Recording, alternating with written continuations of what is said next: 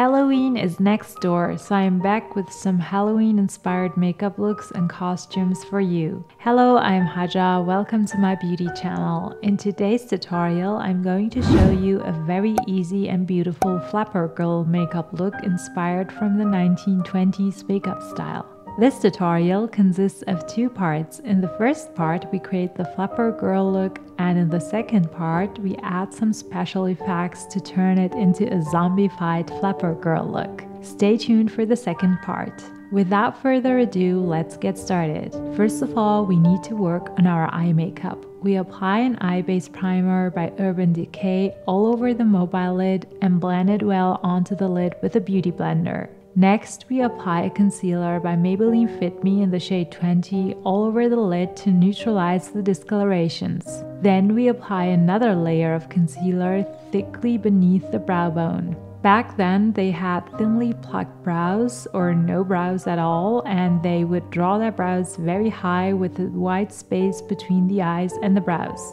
They basically did it to create more space for the eyeshadow. As I'm not interested in thin brows, I apply the concealer on top of the brow hairs that are on my brow bone. That way they look washed out and less prominent. Then I set the cream product with a translucent powder by applying the powder with a dry beauty sponge onto my lid thickly and dust it off after a minute.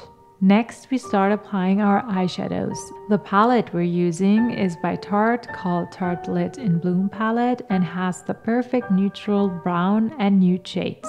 We choose the shade Leader from the palette and apply it on the outer edge of the eye with a tapered blending brush into the crease fold as well as a little above it. We blend the eyeshadow and apply another layer in between until there are no visible patches. In the 1920s, matte makeup was a trend, hence every product we use has a powdery texture. Next, we apply the white cream shade called Charmer from the palette with our fingers and press it onto the rest of the lid until the inner corner of the eye. We apply Charmer to the point the lid looks bright.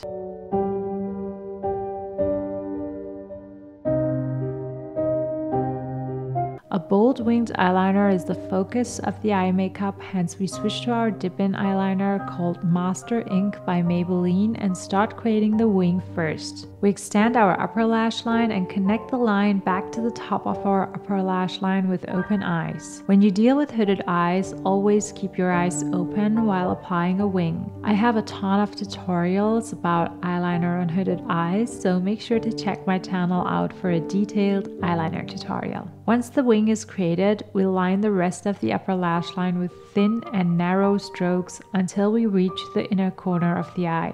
We correct the wing of the eyeliner to make it more sharp with a cotton swab and reduce small mistakes to achieve a flawless bold winged eyeliner. This step needs a lot of patience and focus, so keep calm if you notice imperfection. Next, we switch to the false lashes. I apply lash adhesive on a pair of trimmed lashes and continue with my eye makeup until the glue on the lashes is tacky.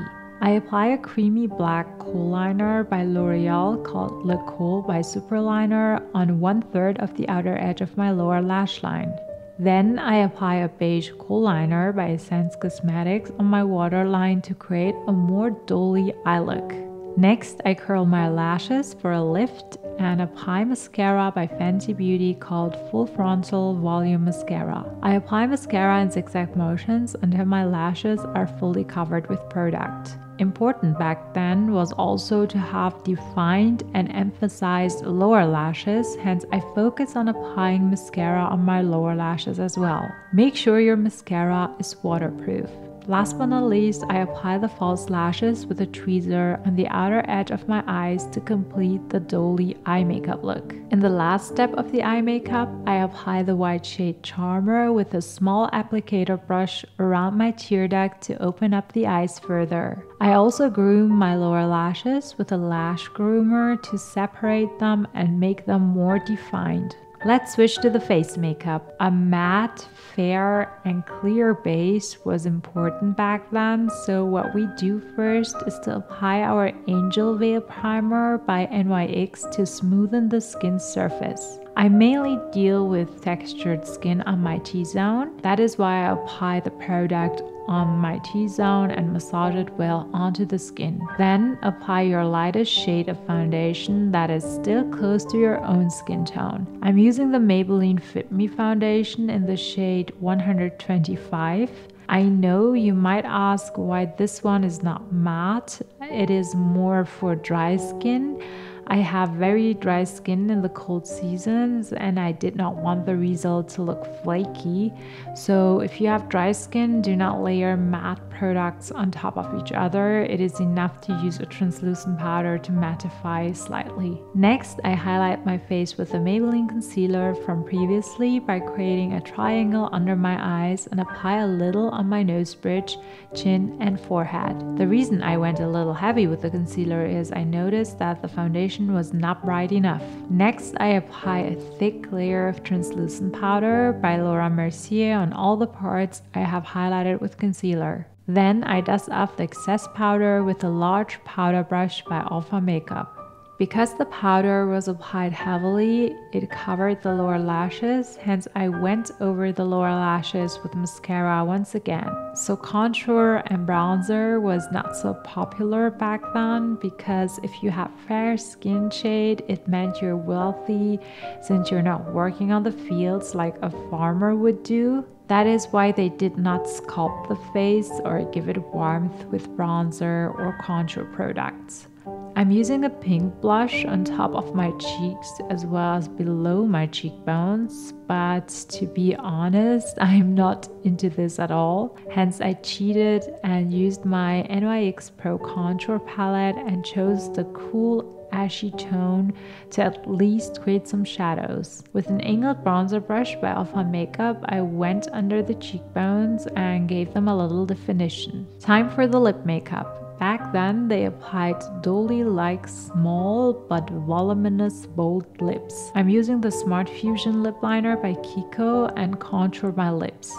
I start creating a round shape on the bottom of my lips and then a sharp looking cross on my cupid's bows. I connect the strokes together and fill in my new slightly different lip shape.